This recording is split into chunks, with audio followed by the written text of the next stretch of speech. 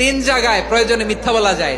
কয় জায়গায় মিথ্যা বলতে? তাওরিয়া, মানে কথা একটু ঘুরিয়ে বলবেন। এক নাম্বার, আপনার ওয়াইফকে খুশি করার জন্য, সে একটু এরকম না বলে একটু কৌশল করে বললে খুশি হবে, ওটা বলা যায়। দুই নাম্বার, জীবন মরণের ব্যাপার, জান বাঁচানোর জন্য একটু কৌশল করে ঘুরিয়ে বললেন, এটা জায়েজ। তিন নাম্বার, দুইজন ঝগড়া লাগছে, তাদেরকে মিলিয়ে দেওয়ার জন্য কৌশল করে একটু মিথ্যা বলা, ঘুরিয়ে বলা জায়েজ।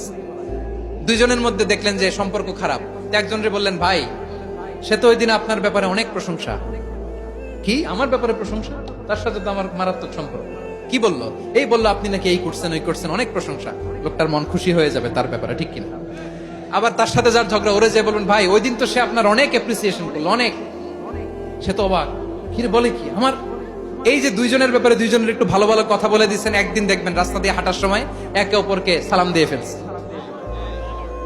সালাম দিয়ে বুকে জড়ায় ধরছে, আছে না নাই? আবার মিলমিশ হয়ে গেছে। কিন্তু আমাদের স্বভাব হইলো, দুই প্রতিবেশী যদি একসাথে বসে একসাথে হাঁটে, দূর থেকে দেখলে আমাদের জলে, আছে না নাই? ঘটনা কি? এই দুইটার মধ্যে এত মিল কে? এই দুইটার মধ্যে গিরিঙ্গি লাগানো যায় কিভাবে? হ্যাঁ, এই বন্ধুত্ব, ফ্রেন্ডশিপ নষ্ট করা যায় কিভাবে? এরকম মানসিকতা সবার না, আমাদের অনেকের মধ্যে আছে না নাই? আল্লাহর কাছে তওবা করেন, এই মানসিকতার যেন আমরা না হই, আমরা মিলিয়ে দিব।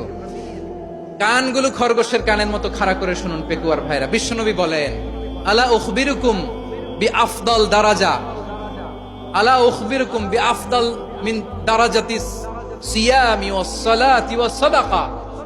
হে আমার উম্মতেরা, নামাজ, রোজা, দান, দেখেন নামাজ, রোজা, দানের চেয়েও বড় কোন শ্রেষ্ঠ ইবাদতের কথা আমি কি তোমাদের বলবো না? সাহাবারা তো অবাক, বলে কি নামাজের চেয়ে বড় ইবাদত, রোজার চেয়ে বড়, দান করার চেয়ে বড় ইবাদত?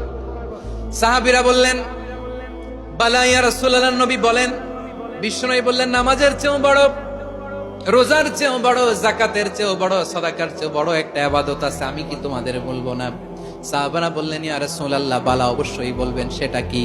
বিশ্বনবী বললেন, ইসলাহু যাতিল বাইন।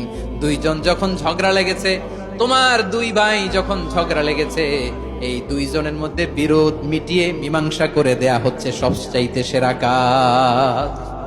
দুইজন ঝগড়া লাগছে, ইসলাহু যাতিল বাইন, দুইজনের মধ্যে মিলিয়ে দেয়া, এটা নামাজ, রোজা, সাদাকার চেয়ে বেশি সওয়াব। সুবহানাল্লাহ, এত আস্তে, হ্যাঁ?